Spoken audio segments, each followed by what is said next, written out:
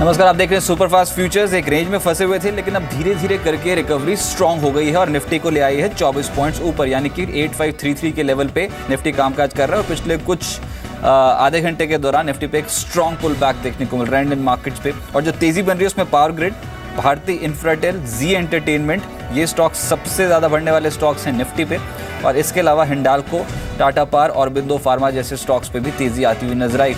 लेकिन जहां पर गिरावट है और जो डिसअपॉइंटमेंट आज हाथ लग रही है उसमें Bajaj auto, Bosch, HUL, ACC और इन्फोसिस जैसे स्टॉक्स हैं। बजाज ऑटो 1.5% के आसपास टूट चुका है। लेकिन एफएनओ गेनर्स देखिए आप, बायोकॉन, भारत फाइनेंशियल, केन इंडिया, PFC, M&M फाइनेंशियल सबसे ज़्यादा बड़े हैं एफएनओ में परसेंटेज के लिहाज से। EIL, Exide, jet Airways, UPL और AB इनोवा में भी पॉजिटिव रिटर्न्स मिल रहे हैं। गिरावट जहां है वो आज completely banking shares under perform कर गए। यूनियन बैंक, सिंडिकेट जैसे स्ट्रक्चर्स, PNB में गिरावट है। माइंड ट्री और इंडिया बुल्स, रियल एस्टेट, कुछ और स्टॉक्स जहां पर आज ट्रेडर्स ने मुनाफा वसूली की है। लेकिन अब इंटरेस्टिंग पैटर्न बनता चला जा रहा है। एक तो देखिए आज ओपन इंटरेस्ट के लिहाज से निफ्टी फ्यूचर्स में मात्र 5 लाख शेयर जुड़े, 2% के आसपास की तेजी इजाफा हुआ। लेकिन यहाँ पर जो 8500 की पुट और 8400 की जो पुट है उसमें फिर से राइटिंग हुई है इंट्राडे के दौरान। आज फिर से आप 8500 की जो पुट का कंसंट्रेशन देखिए। पहले तो 8400 की जो पुट है उसमें 4 लाख शेयर्स ऐड हुए, यानी कि 7% ओपन इंटरेस्ट बिल्डर। प्रीमियम जो है वो 38% टूट चुके हैं, 16 रुपये मात्र प्रीमियम रह गया। लेकिन जो 8500 की पुट है अब उसमें आज 12 लाख शेयर्स का एडिशन है, 26% का इजाफा और प्रीमियम्स 40 रुपये तक पहुँच गए हैं, यानी कि 31% का ड्रॉप। तो आज के सेशन में भी पुट राइटिंग हुई। इस हफ्ते की रेंज 110 पॉइंट्स की है निफ्टी पे। गौरव विसा जी मेरे साथ जुड़े हैं। गौरव जी नमस्कार, स्वागत है आपका।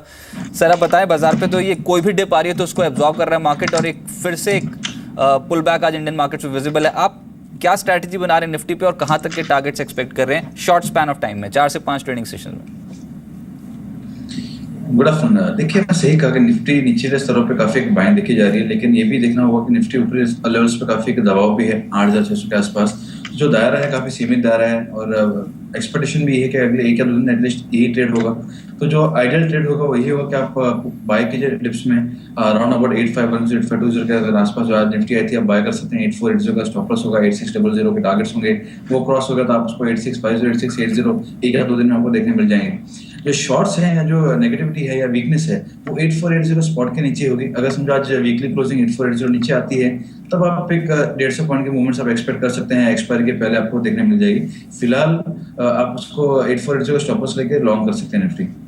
चलिए लॉन्ग मेंटेन रखिए, 8600 का टारगेट LKP मान के चल रहे हैं और 8480 का एक स्टॉप लॉस इस ट्रेड पे आपको लगाना है। और इनफैक्ट ये भी इंटरेस्टिंग है कि आप 8400 और 8500 की पुट में ओपन इंटरेस्ट डिफरेंस जो है, कुल ओपन इंटरेस्ट डिफरेंस वो बहुत कम रह गया, मात्र 2 लाख 3 लाख के आसपास ही डिफरेंस जो है वो बचा है। 60 लाख शेयर्स हैं 8400 की पुट में और 8500 की पुट में 57 लाख 58 लाख शेयर्स हैं, यानी कि ये 2.5 लाख का डिफरेंस ही रह गया। तो अपर साइड पे यहाँ पर बेस जो है वो और शिफ्ट होता चला जा रहा है। मेरे साथ अब अजीत मिश्रा साहब जुड़े हैं। अजीत जी नमस्कार, स्वागत है आपका। सर आप बताएं निफ्टी पे क्या आप भी अभी तेजी बना रहे हैं निचले स्रोत से?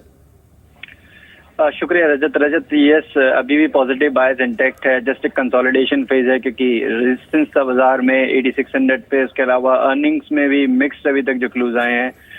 नो डाउट ग्लोबल फ्रंट पे पॉजिटिविटी बनी हुई है। US मार्केट स्टेज है, उसकी वजह से मार्केट हायर लेवल पे एक्सटेंड कर रही है और मुझे लगता है कि आने वाले दिनों में भी पॉजिटिविटी, जिस तरीके से बैंकिंग में करेक्शन आया, निफ्टी में करेक्शन नहीं आया, ये एक इंडिकेशन है कि दोबारा से हम एक रीबाउंड देखेंगे बाजार में और 86 तक के लेवल्स नियर टर्म में टेस्ट करेगी मार्केट्स। आप कौन से स्टॉक पे बेट लगा रहे हैं ये बताएं? देखिए, LIC हाउसिंग रिजल्ट के बाद एक करेक्शन दिख चुका है और यहाँ पे एक वेव फॉर्मेशन हुई है पिछले 3-4 सेशंस में। तो LIC हाउसिंग को यहाँ पे बाय कर सकते हैं for the short term target of around 530-535। बहुत शुक्रिया सर मेरे साथ जुड़ने के लिए। LIC हाउसिंग आपको पसंद है और निफ्टी पे आपका भी टारगेट है 8600। मेरे साथ अब नीरव चड्ढा जी जुड़े हैं निर्मल बैंक से।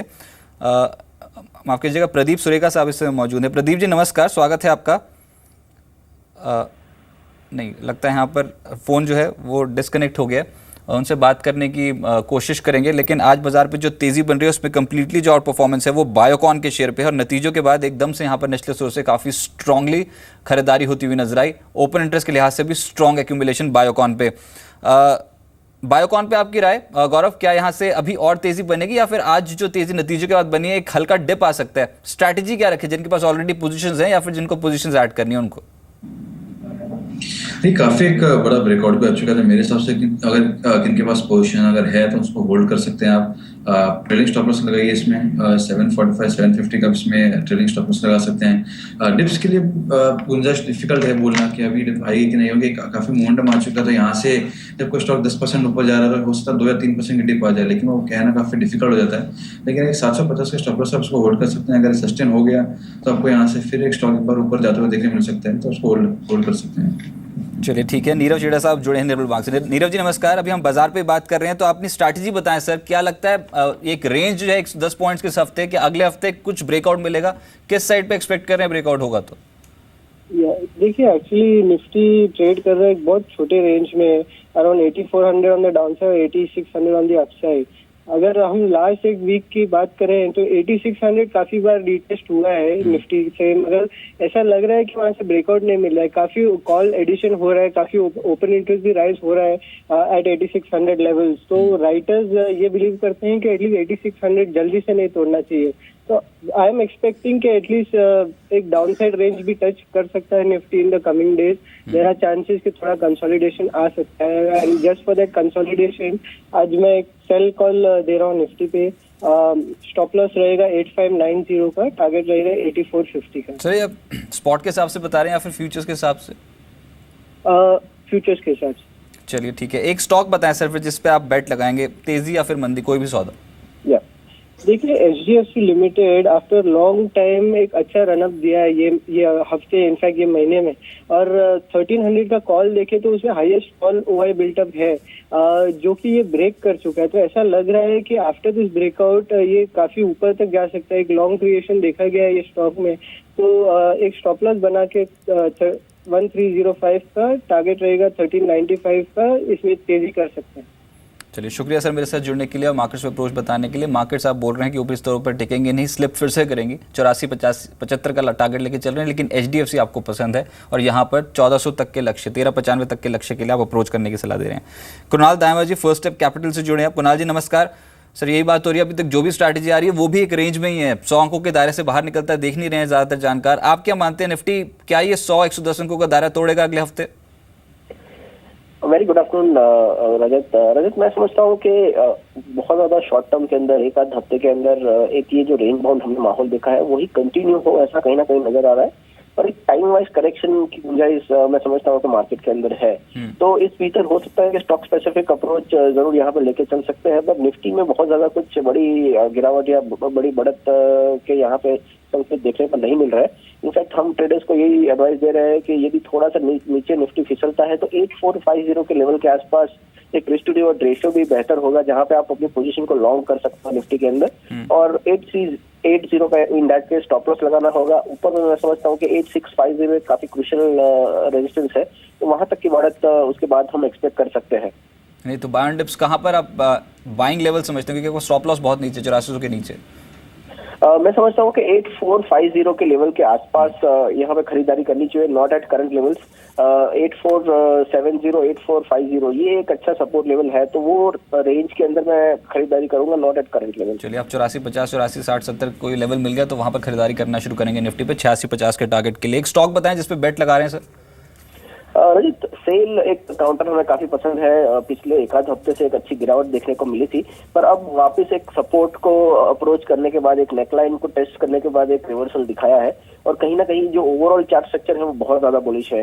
तो 50 रुपए के पहले लक्ष्य के लिए मैं समझता हूँ कि सेल के अंदर एक बार लॉन्ग पोजीशन बनाई जा सकती है। यदि किसी को मध्यम अवधि की लिए भी खरीदारी करनी है तो मैं समझता हूँ कि स्लाइटली डीपर स्टॉप लॉस के साथ मध्यम अवधि का जो लक्ष्य होगा वो रहेगा 58 रुपीज तक का।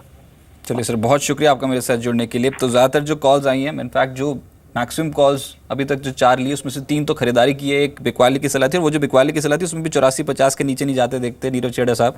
लेकिन कोई भी डिप आए मार्केट में तो उसको यूज़ कर रहे हैं ट्रेडर खरीदारी करने के लिए, और ये पैटर्न रिफ्लेक्ट हो रहा है मार्केट्स पे। डिप आई पिछले 1-2 ट्रेडिंग सेशन में बाजार सॉफ्ट भी हुआ, तो आज फिर से नेस्ले से एक तगड़ा रिबाउंड दे रहा है। हालांकि अभी जो यूरोपियन मार्केट्स की जो ओपनिंग हुई है वो बिल्कुल फ्लैटिश टोन पे हुई है, बायस माइल्डली नेगेटिव है, और कल भी कोई इतनी ज़्यादा हलचल थी नहीं। ECB का फैसला आया था, ब्याज दर में कोई भी बदलाव नहीं था, लेकिन बाजार एक्सपेक्ट कर रहा था कि कुछ ब्रेग्जिट की जो खबर है उसके ऊपर कुछ राहत पैकेज ज़रूर ECB की तरफ से आता हुआ नजर आएगा। वैसा हुआ नहीं, और अभी आधे-आधे फीसदी के आसपास के लॉसेस जो है वो यूरोपियन मार्केट्स पे इनिशियल टेक्स पे आते हुए नजर आ रहे हैं। बाजार इंडियन मार्केट्स 8524 के लेवल पे कामकाज कर रहे हैं।